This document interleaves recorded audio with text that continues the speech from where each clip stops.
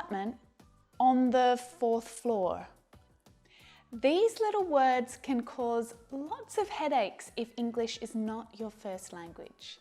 They're called prepositions, and there are lots of them in English. In, on, at, by, with, for, over, under, of, to. They all help to give information about the time, location, or direction in your English sentences. In, on, at, and by. In this lesson, we'll take a closer look at these small but very common, very useful English words. And we'll concentrate on how you can use them to give information about the place or location of something. Now, the bad news is that there's no clear way of knowing which preposition you need to use. In fact, different prepositions can be used with the same words, but this can change the meaning of your sentence. Am I at the car? At the location of the car? Am I in the car or am I on the car?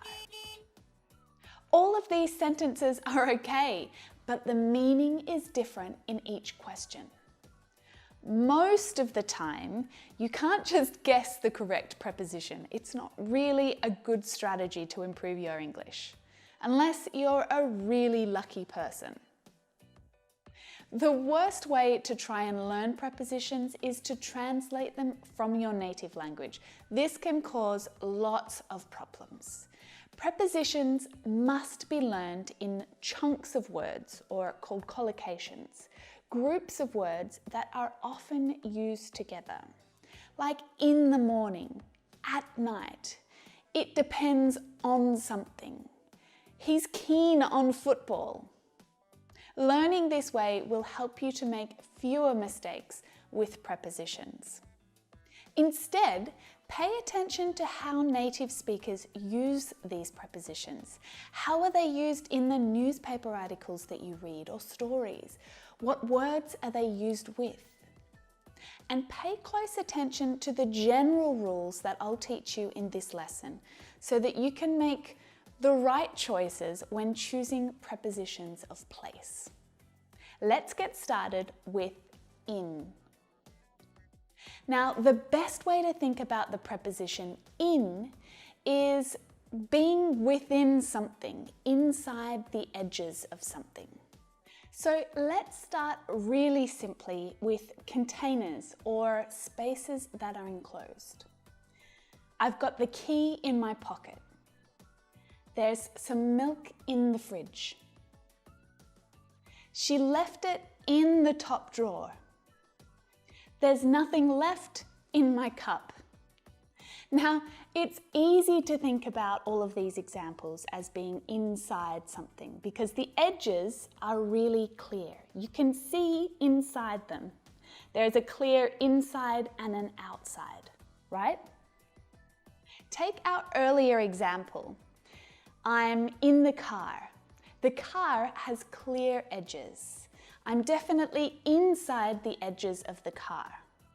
We can use in with buildings or rooms and places that can surround a person or an object on all sides. Can you take a seat in the waiting room, please? I've left my bag in your office. Why don't we have a picnic in the park? But there are lots of times when you need to use this preposition when the edges are less clear. So, for example, with areas or regions or cities and towns. I'm filming this video in Spain. I grew up in Melbourne. Holidaying in France is easy if you speak French. Rigolisa is a small village in the mountains. We're going for a drive in the country. Lots of people were swimming in the lake. Now, all of these nouns have borders or edges, even if they're not really obvious or clear. We can physically be located inside the edges of this space. Now, when talking about groups of people, you can often use in. She works in the finance team, surrounded by people. He got selected to play in the national team. But there's an exception for important high-level groups where members are often elected. He's on the board, or they're on the committee, or on the council.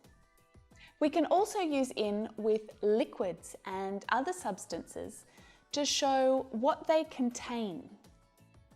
Careful, there's a lot of chili in that sauce. There's too much sugar in soft drinks. Do you have milk in your coffee? Now, the preposition on is used to talk about the position of something, on surfaces or things that can be thought of as surfaces, like walls or tables. My phone is on the table. You can see a painting on the wall behind me. We live on the 4th floor of the building. Can you write it on that piece of paper? He spilt ice cream on his new jumper. Now, keep thinking about this idea of flat surfaces, because it includes roads and streets and rivers. The supermarket is on the corner of Martin Street. Nice is on the south coast of France. Now, the idea of flat surfaces also includes water, so rivers, oceans, lakes. What's that on the water? Floating on the water. We'll take you out on the lake. In our boat. We'll be on the lake in our boat. Okay, now let's talk about the preposition at. It's used to talk about specific places or points in space. Sarah's still at school. I'll meet you at the bus stop. Turn left at the traffic light. Now, it's also used with public places and shops. For example, I studied design at college, or school, or university.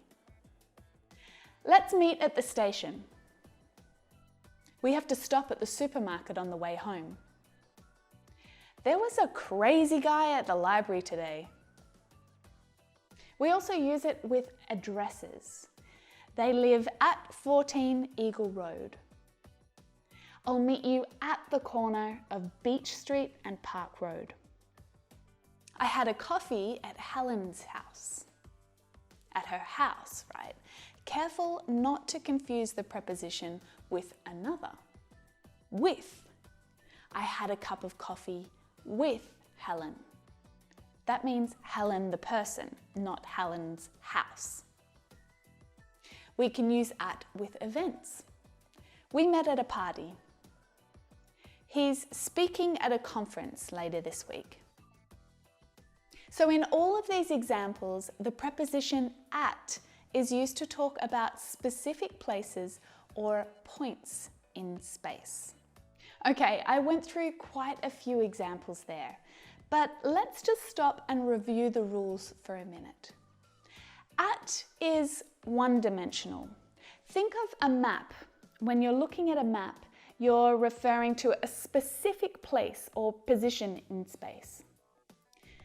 On is more two-dimensional. You have a flat surface and you're referring to the position of something or someone in relation to that surface. So you're recognizing the space around you a little more when you're using that preposition. Now, in is the sort of three-dimensional preposition. So when you use it, you need to think about the position of something in relation to what surrounds it. Now, of course, there are grey areas and many exceptions that will make you scratch your head and wonder, what? When you hear that expression, grey areas, it means that something is unclear. It's not black and it's not white. It's somewhere in the middle, but we don't know exactly where. It's unclear. That's a very common expression. Now, there are many grey areas for prepositions when you're talking about the place or the location of something. It's on the corner or it's at the corner. These two examples mean almost the same thing. The museum is on the south side of the city.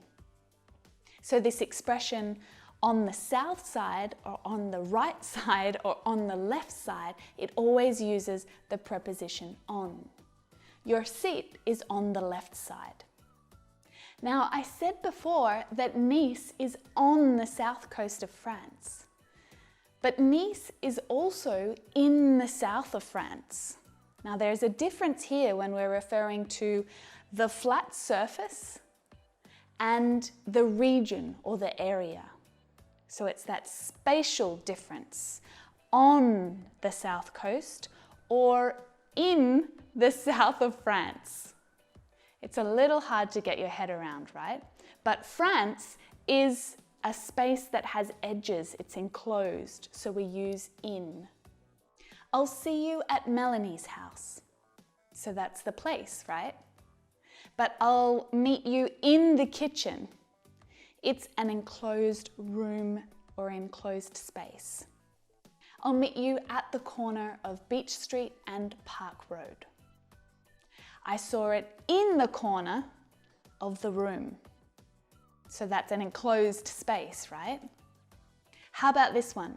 Write it on the paper, in your notebook, at the top of the page, or in the corner. We say I'm in the car and I'm on the bus or the train. So there are also times when you can use two different prepositions and the meaning is actually really similar, especially between at and on. Sarah's still in school, or Sarah is still at school. Now, these sentences mean almost exactly the same thing. In school suggests that Sarah is inside the school buildings. She's a student, she's learning there. At suggests that she's at the location of the school, but she could be inside a building or outside. And she's not necessarily a student either. She could be a parent visiting the school, for example. I think they're at the beach. Or, I think they're on the beach. At the beach is the place. On the beach means the sand. But you can't use in. If you say in, you need to use the water. You can be in the water. She's in the sea. She's in the lake. She's in the water. One more two-lettered preposition to add to this lesson about place is by. I'm waiting by the car. Put your bag by the door and sit down. Here, by is used to mean next to something, or beside, or near. These are all prepositions that give us detail about the location of something. They live near the school. They live next to the school. They live by the school. So there are definitely a few confusing things about prepositions, right? To successfully learn to use prepositions,